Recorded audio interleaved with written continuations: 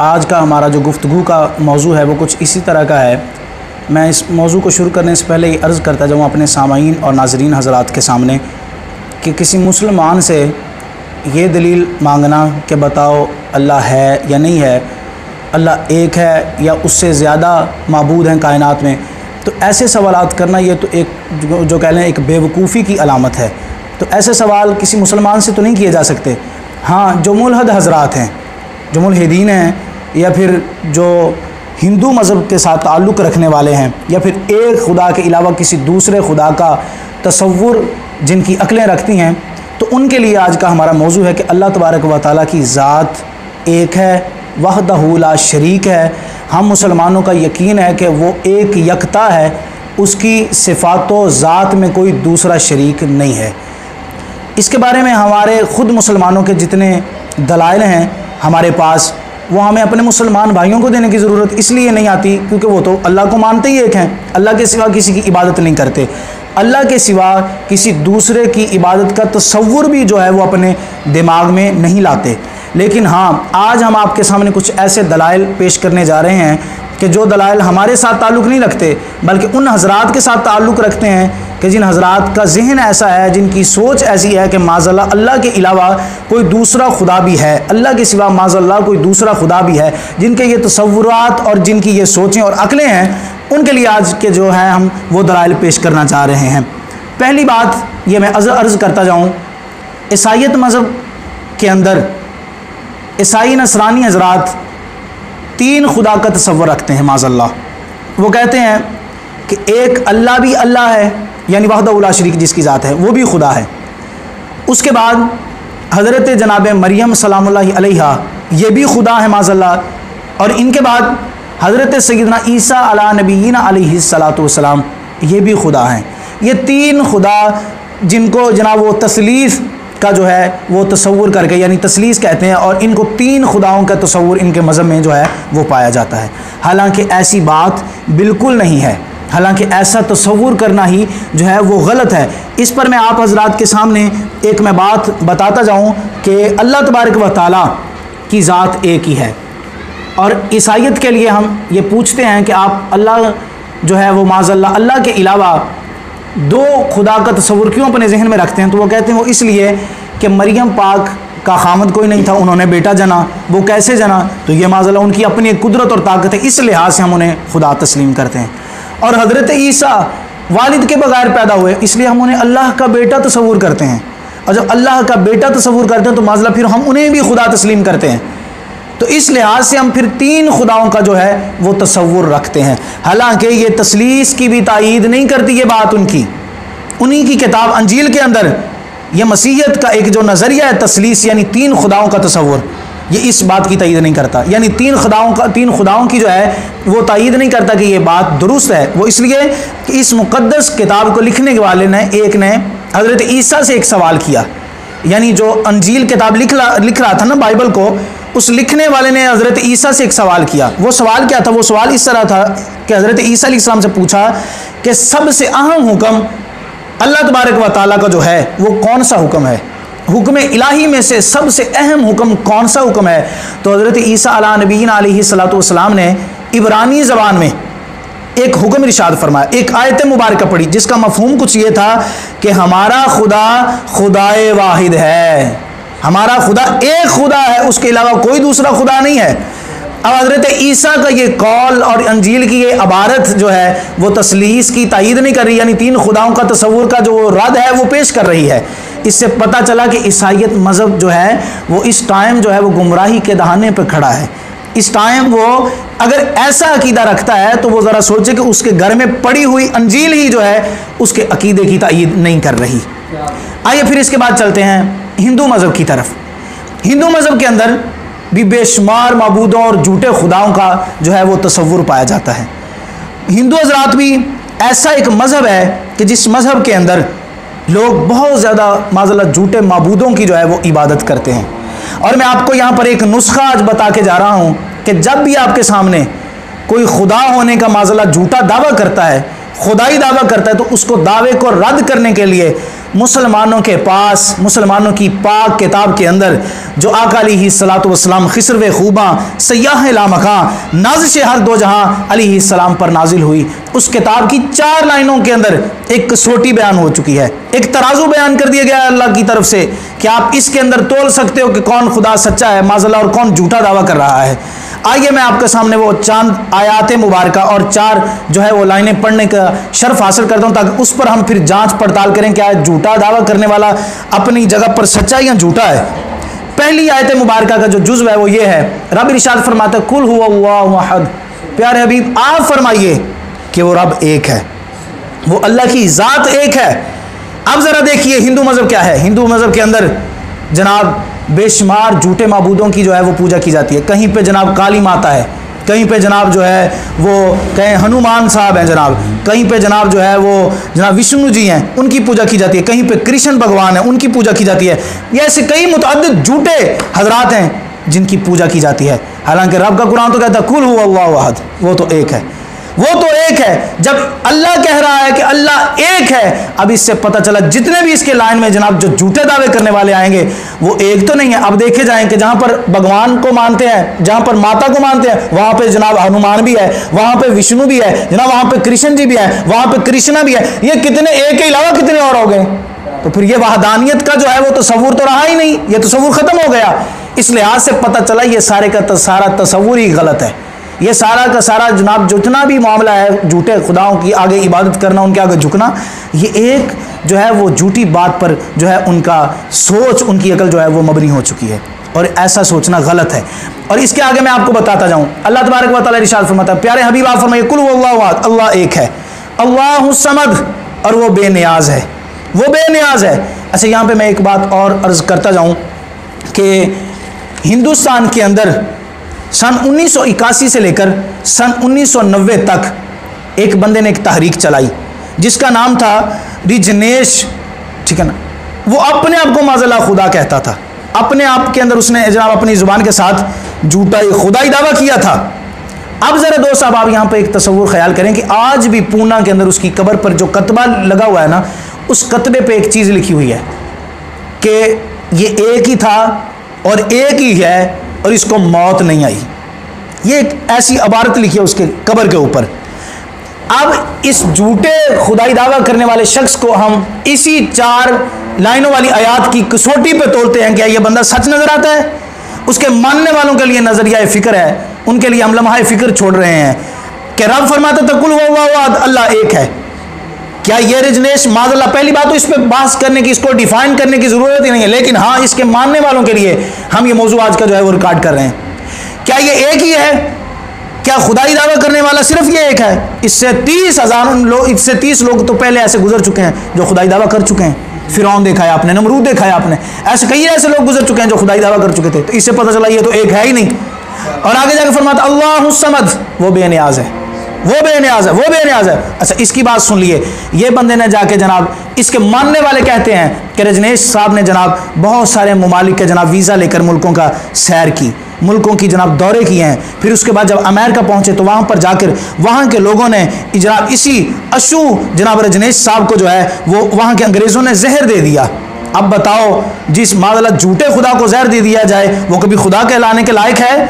खुदा को माज़अल्लाह कोई जहर दे सकता है? वो कहाँ से बेनियाज होगा?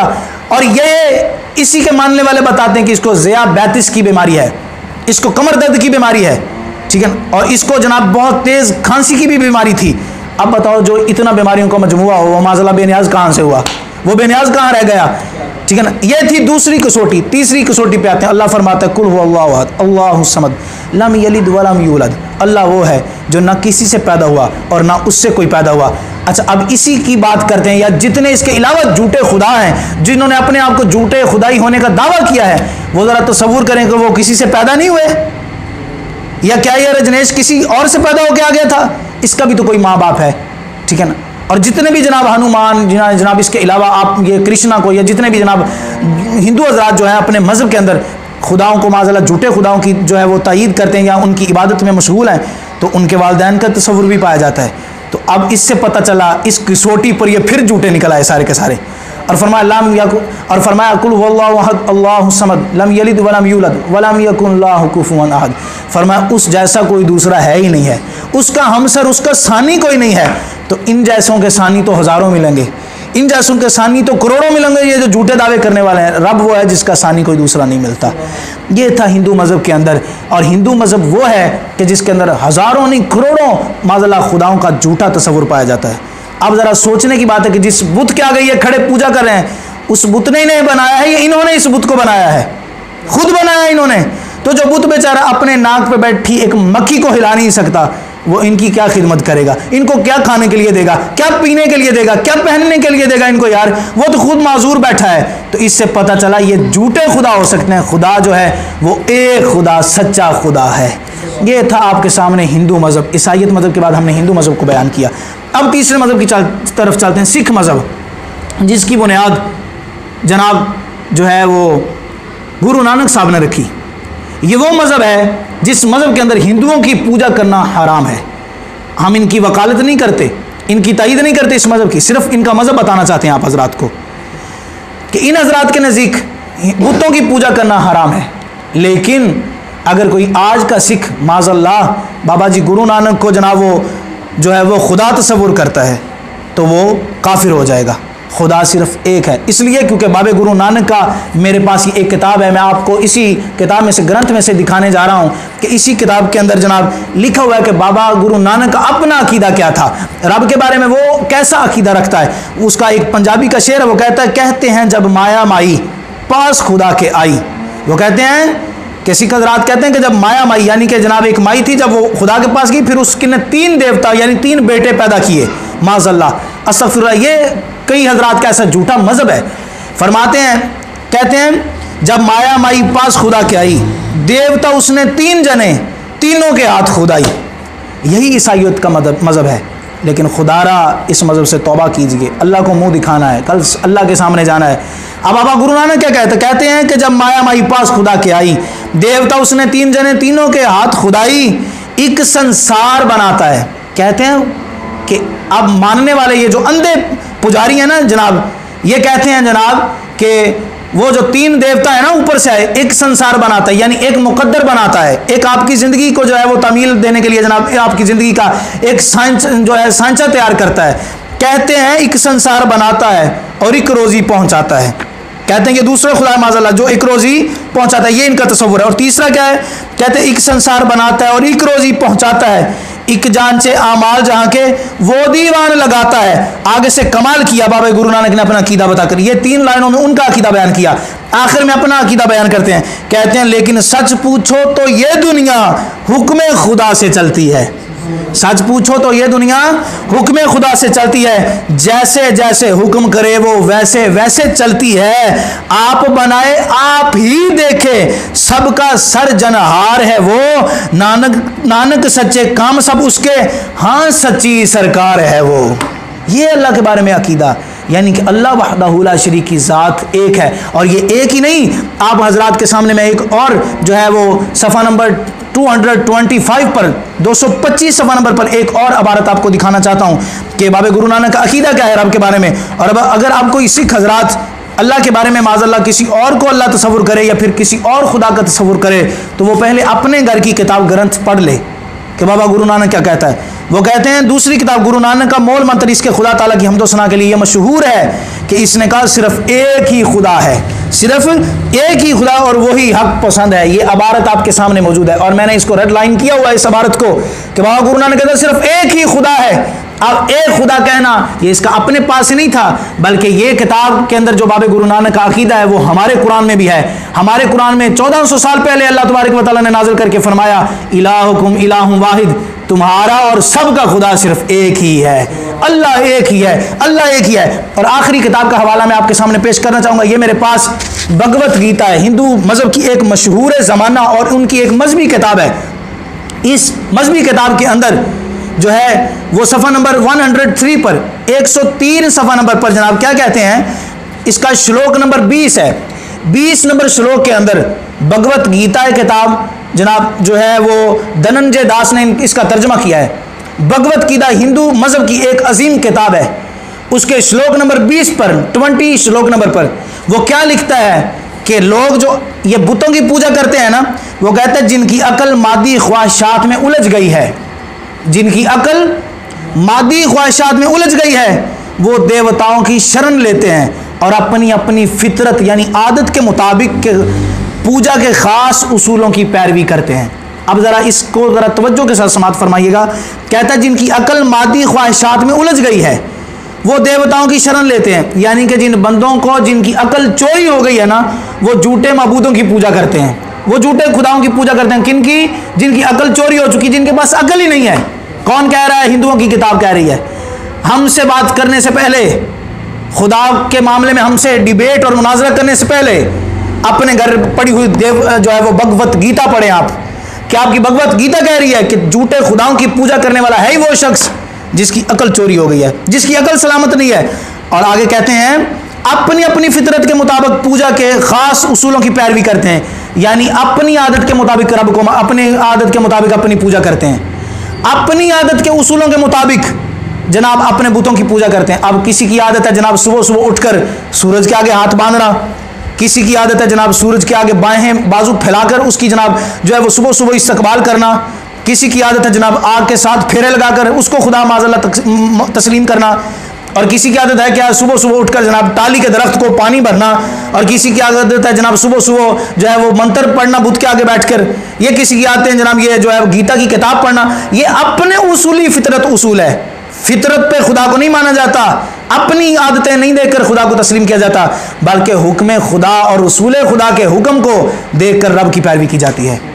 रब के पैगाम को देखकर रब की फरामीन पर जो है अमल करके रब को माना जाता है। अपनी आदतों के उसूलों पर रब को तस्लीम नहीं किया जाता। इसलिए मेरे अहबाब कुरान पाक तो भरा पड़ा है ना वहदहुल्ला शरीक की ज़ात बयान करने के लिए। मुसलमान का बच्चा भी देखेंगे तो हम उसको सिखाते हैं कलमा यही अल्लाह इलाहा इल्लल्लाह, नहीं है कोई मबूद। इस कलमा नफ़ी के साथ जितने झूठे खुदा बने हुए थे सबकी नफ़ी हो गई है। ला इलाहा, नहीं है कोई मबूद, कोई इबादत के लायक नहीं है इल्लल्लाह, मगर सिर्फ अल्लाह है। मुहम्मदुर रसूलुल्लाह सल्लल्लाहु अलैहि वसल्लम, और मोहम्मद अल्लाह के रसूल हैं।